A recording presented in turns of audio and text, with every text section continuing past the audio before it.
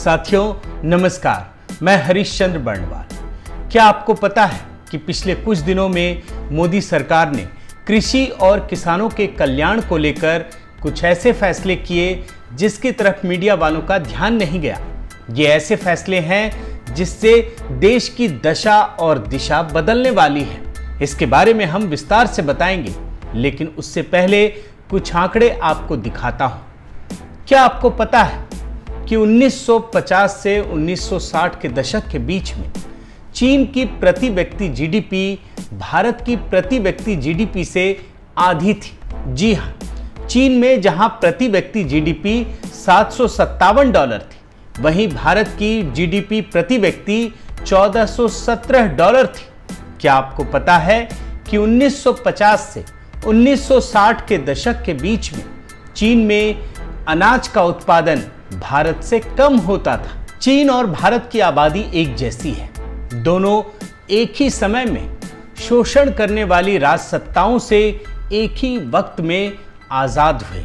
लेकिन 1950 से 60 के दशक में जहां भारत चीन से आगे था, वहीं अपनी मेहनत के बल पर चीन 1961 में भारत के बराबर आ खड़ा हुआ और उसके बाद तो जो बदला वो एक कहानी है। चीन भारत से काफी आगे हो गया।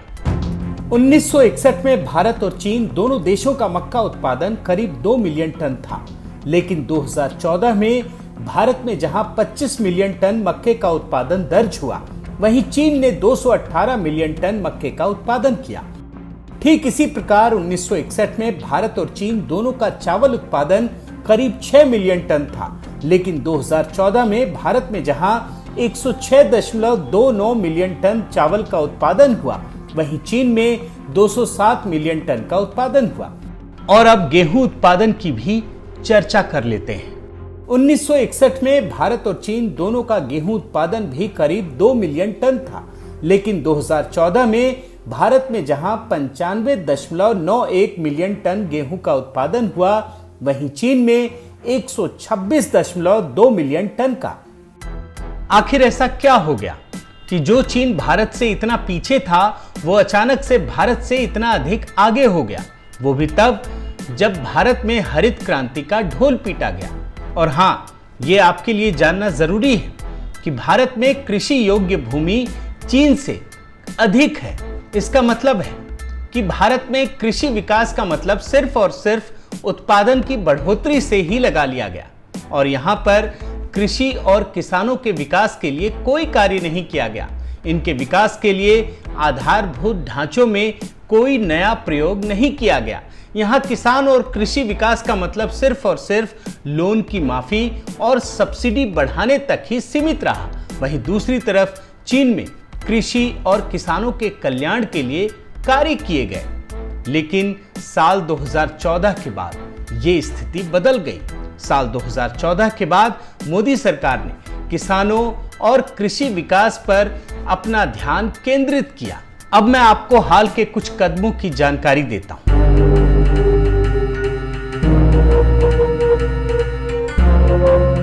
चौदह मई को प्रधानमंत्री मोदी ने प्रधानमंत्री किसान सम्मान निधि की 8वीं किस्त जारी की। क्या आपको पता है कि किसानों के खाते में सीधे पैसे ट्रांसफर करने की ये दुनिया की सबसे बड़ी योजना है। इस योजना के तहत हर साल छोटे और सीमांत किसानों को 6,000 रुपये दिए जा रहे हैं। आप ये जानकर हैरान रह जाएंगे कि 10 करोड़ 30 लाख किसान परिवारों को सीधा आर्थिक लाभ मिल रहा है। पहली बार देश के 80% किसान इस योजना में शामिल हो चुके हैं। किस राज्य के कितने प्रतिशत किसान शामिल हो चुके हैं, ये आपको स्क्रीन में दिख रहा होगा। पंजाब के 80%, राजस्थान के 92%, महाराष्ट्र के 96%, बिहार के 96%, उत्तर प्रदेश के 84%, तमिलनाडु के 77%, जम्मू कश्मीर के तो 97% किसान इस योजना में शामिल हो चुके हैं। एमएसपी को लेकर दूसरा सबसे महत्वपूर्ण कार्य किया गया। किसान आंदोलन में भले ही इसे लेकर आशंका जताई गई हो, लेकिन पहली बार पंजाब के किसानों को एमएसपी के जरिए उनके बैंक खातों को सीधा जोड़ दिया गया और बिचौलियों को पूरी तरह से हटा दिया गया। पंजाब और हरियाणा के किसान इस समय मोदी सरकार से गदगद हैं। इस आंदोलन के दौरान ही अप्रैल माह में पंजाब में एफसीआई ने गेहूं की जो खरीद की है वह एक रिकॉर्ड है और उसका पूरा पैसा किसानों के खाते में तत्काल ट्रांसफर भी कर दिया। पंजाब के 9 लाख किसानों को 23,000 करोड़ रुपए मिले, वहीं हरियाणा के किसानों को 12,000 करोड़ रुपए मिले। मोदी सरकार ने खाद सब्सिडी बढ़ाने का ऐतिहासिक निर्णय लिया। अंतर्राष्ट्रीय बाजार में खाद की कीमतों में काफी वृद्धि हुई, लेकिन मोदी सरकार ने किसानों के हित में, किसानों के कल्याण के लिए इस बढ़ी हुई कीमत को भी खुद ही वहन करने का फैसला किया। किसानों की आय बढ़ाने और उनके कल्याण के लिए प्रधानमंत्री मोदी ने खाद पर अब तक की सबसे अधिक 140% सब्सिडी देने का फैसला किया। किसानों को डीएपी के एक बैग में 1200 रुपये की सब्सिडी दी जाएगी। अब वो कार्य भी बताता हूं जिससे किसानों के जीवन और कृषि क्षेत्र में क्रांतिकारी सुधार हुआ है। किसानों की आय को बढ़ाने और उनके कल्याण को सुनिश्चित करने के लिए मोदी सरकार ने फसल बीमा योजना को बड़े पैमाने पर सुनिश्चित किया और लागू किया। पहले जहां कुछ ही फसलों और कुछ विशेष प्रकार के किसानों को ही बीमा का लाभ मिल पाता था, वहीं आज ये सभी फसलों और सभी किसानों को मिल रहा है। आज देश में हर प्रकार के करीब 3 करोड़ किसान, जिनमें बैंक से लोन न लेने वाले किसान भी शामिल हैं, उनकी फसलों का भी बीमा हो रहा है। हम सब जानते हैं कि प्रधानमंत्री मोदी ने 2022 तक किसानों को उनकी आय दोगुनी करने का संकल्प ले रखा है। इसे ही सुनिश्चित करने के लिए पहली बार सरकार ने किसानों को उनकी लागत का 1.5 गुना एमएसपी देने का निर्णय किया। यही नहीं, फसलों की रिकॉर्ड खरीदारी भी शुरू हुई और ऐसा पहली बार हुआ। उदाहरण के लिए अरहर की दाल की बात करें तो कांग्रेस शासन के समय 2013-14 में इसका एमएसपी 4,300 रुपये प्रति क्विंटल था। वहीं 2021 में इसका एमएसपी 6,000 रुपये प्रति क्विंटल कर दिया गया। इसी प्रकार अरहर की खरीदारी की बात करें तो मोदी सरकार में पिछली सरकार की तुलना में 74 गुना अधिक खरीदारी हुई। आइए इसको आंकड़ों में देखते हैं।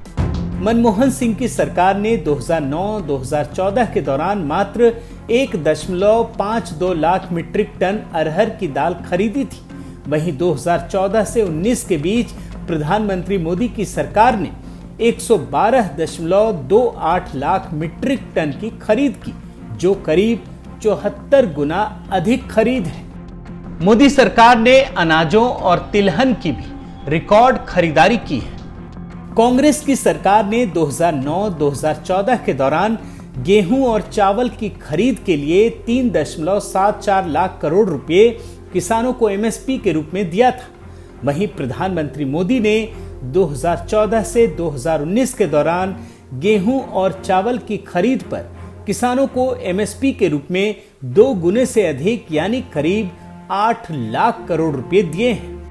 आज भले ही कुछ किसान आंदोलन में लगे हों, लेकिन उन्हें ये जरूर देखना चाहिए कि एमएसपी देने में मोदी सरकार ने पुराने सभी रिकॉर्ड तोड़ दिए हैं। और अब बात करते हैं उनके छठे महत्वपूर्ण कार्य की। देश में पहली बार किसी सरकार ने किसानों की ही नहीं बल्कि मिट्टी के भी स्वास्थ्य की चिंता की और सबसे पहले सॉयल हेल्थ कार्ड की योजना शुरू की गई। 19 फरवरी 2015 को राजस्थान के सूरतगढ़ से प्रधानमंत्री मोदी ने किसानों की आय में वृद्धि करने के लिए सॉयल हेल्थ कार्ड की शुरुआत की।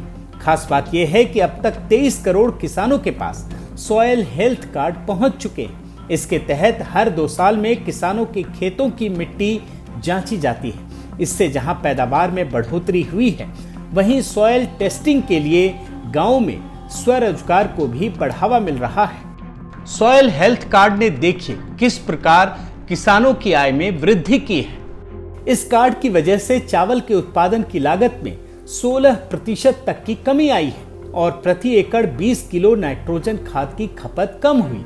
दाल की उत्पादन लागत में भी 15% तक की कमी आई और प्रति एकड़ 10 किलो नाइट्रोजन खाद की कम खपत हुई। तिलहन की भी उत्पादन लागत में 10 से 15% की कमी आई और नाइट्रोजन खाद की खपत करीब 9 किलो प्रति एकड़ कम हुई। कपास जैसी कैश क्रॉप के उत्पादन लागत में 25% की कमी आई और प्रति एकड़ 35 किलो नाइट्रोजन खाद की खपत कम हुई। बागवानी की फसलों जैसे आलू के उत्पादन में प्रति एकड़ 46 किलो नाइट्रोजन खाद की खपत कम हुई है। जिन लोगों को 2014 से पहले का कालखंड याद है, उन्हें पता होगा कि किसानों के लिए खाद का मिल जाना, यूरिया का मिल जाना किसी जंग जीतने से कम नहीं था। लंबी लंबी लाइनें, लाठीचार्ज और भी न जाने कितनी मुश्किलें। लेकिन 2014 में जब मोदी सरकार सत्ता में आई तो उन्होंने कृषि का ये पूरा का पूरा इतिहास बदल दिया। एक क्रांतिकारी बदलाव देखने को मिला।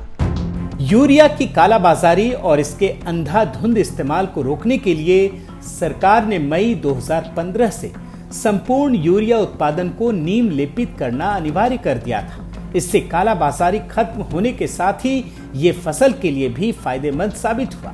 यही नहीं, मोदी सरकार ने 50,000 करोड़ रुपए खर्च कर देश में अलग अलग जगहों पर बंद पड़े यूरिया कारखानों को भी संचालित करना शुरू कर दिया। इनमें गोरखपुर खाद कारखाना, सिंदरी खाद कारखाना और बरौनी खाद कारखाना आदि शामिल हैं। सरकार ने देश में पहली बार किसानों को पानी के मामले में आत्मनिर्भर बनाने का फैसला किया है। देश के प्रत्येक गांव में बिजली पहुंचाने के बाद अब किसानों को बिजली के बिल से मुक्त करने का संकल्प लिया है। इसके लिए बड़े पैमाने पर सोलर वाटर पंप की बड़ी योजना तैयार की गई है। इसके लिए सरकार ने एग्री इंफ्रा फंड के रूप में 1 लाख करोड़ रुपए का खजाना खोल दिया है।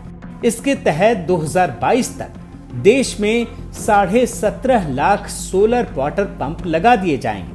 अब जरा सोचिए कि जिस समय किसानों को पानी के लिए बिजली के बिल से मुक्ति मिल जाएगी, उस समय देश का किसान कितना सशक्त हो जाएगा।